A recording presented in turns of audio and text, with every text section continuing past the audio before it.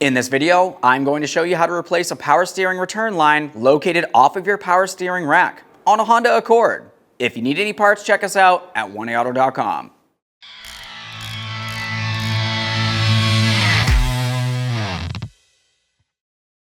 Okay friend, let's get started on our job. The first thing we should mention is it's always a good idea to make sure you flush the power steering system with the manufacturer's specified fluid, so you're sure there's no contaminants in the system. Aside from that, it's also a good idea to remove as much of the fluid from in the system once you're done as possible.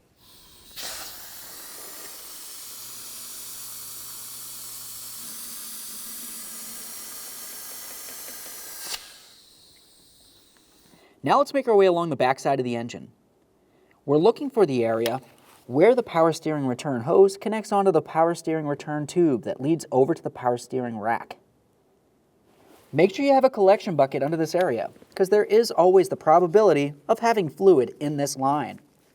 Use a 10mm to loosen the clamp. We'll slide the clamp out of the way and separate the hose from the line. Now for me personally, I'm going to replace this clamp. If you're not, you just want to continue loosening it till it comes apart. It's common for these to just break. I like to replace them.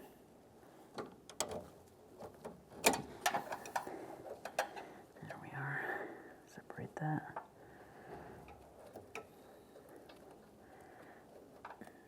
This off of here.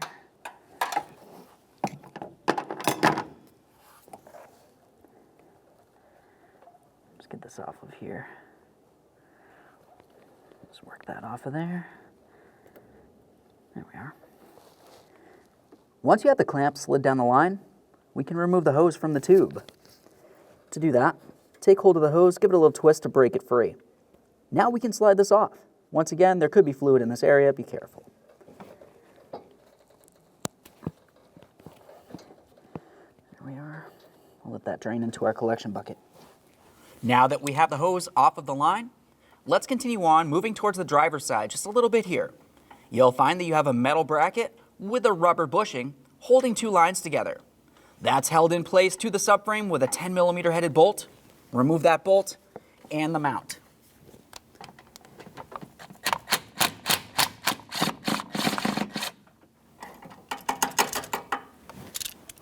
Bolt out of there.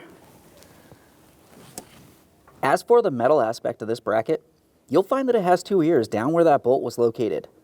Carefully separate those ears and remove the metal part of the bracket. A quick inspection of that. Now we can remove the rubber bushing.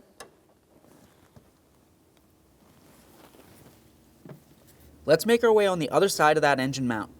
You're going to see where the line goes directly into the power steering rack. Use a 17mm to loosen the fitting.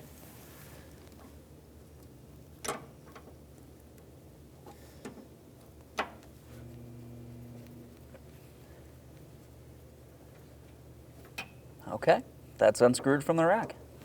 Now that we have the line disconnected from the power steering rack, you can take hold of it and carefully pull it out of place.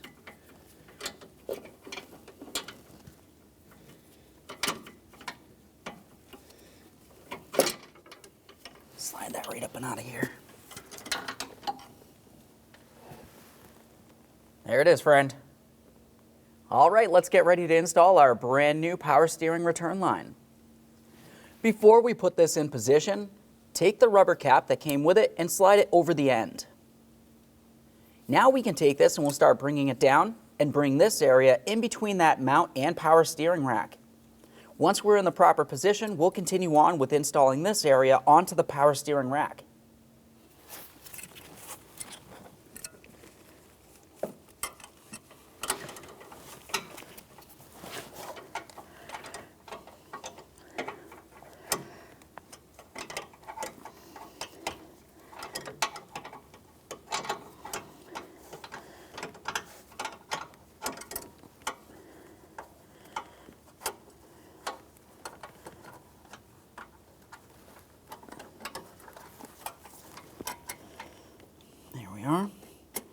Let's get that line aligned with the rack.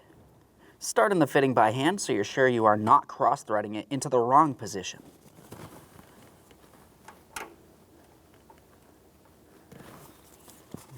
There we are.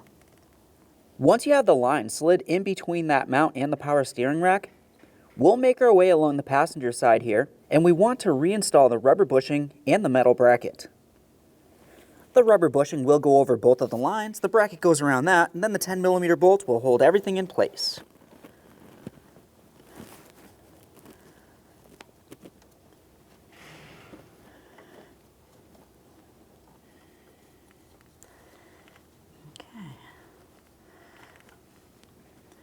Now that we have the bushing and the bracket in the proper placement, we'll continue on with aligning that mounting bolt hole. Start in the 10mm headed bolt and snug it up.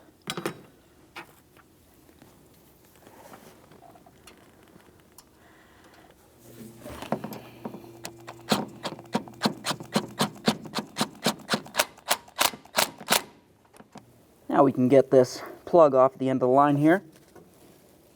Once you have that done, you can continue on to your rubber hose. Slide that right into place. As I'm bringing it in, you want to start paying attention to this area here. There's a small lip. Make sure that the end of the hose is completely bottomed out against there.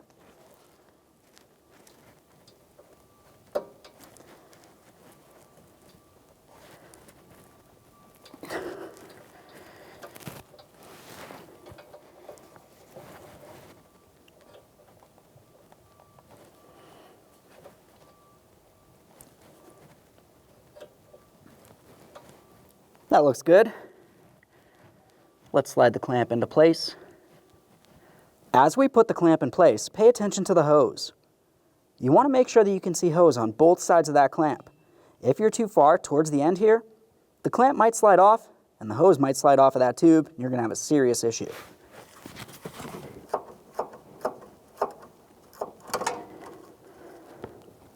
Double check to make sure that the hose is nice and tight. Now we can make our way back on the other side of the mount and we'll tighten the fitting into the power steering rack.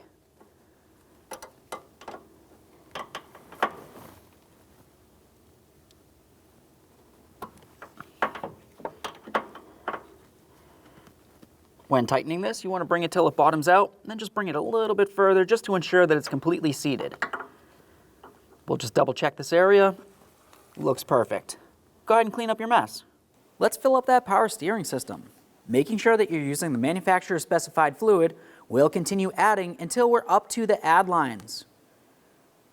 You can see right in that reservoir, I'm at the first line, I'll bring it right up to the second line.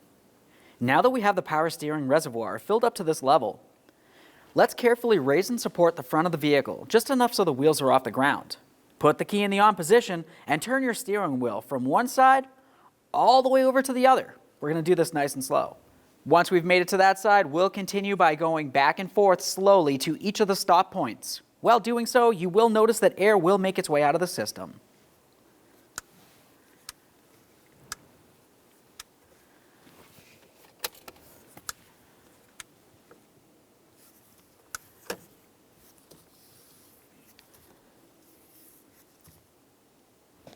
While we continue this process, we'll also be paying attention to the level of that fluid. Continue topping it off as needed. Now that we've bled the system that way, let's continue on with removing our funnel, reinstalling the power steering reservoir cap. Now we want to get inside the passenger compartment.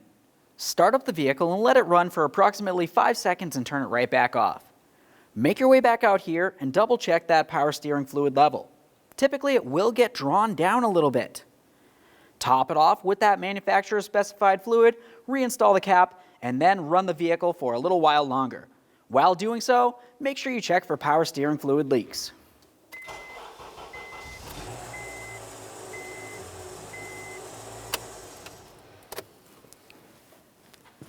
Now, once you've run the vehicle, you found that you didn't have any more air in the system, and you checked for leaks, go ahead and take your vehicle for a road test. Okay, friend, the car's back together. I hope this video helped you. Like, comment, subscribe, ring the bell so you can be kept up with all of our latest content. Thanks for watching.